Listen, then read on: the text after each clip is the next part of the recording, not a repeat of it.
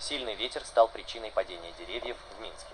О последствиях непогоды в столице Беларуси рассказали в МЧС.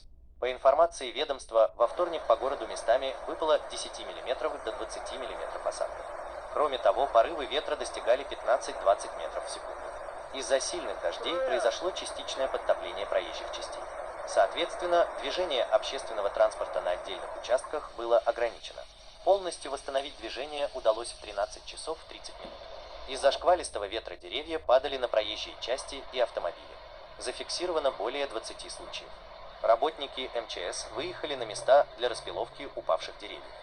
В понедельник синоптики предупреждали об оранжевом уровне опасности в Беларуси из-за плохих погодных условий. Сила ветра была такой, что сдувало мусорные баки и людей, которые шли по улице.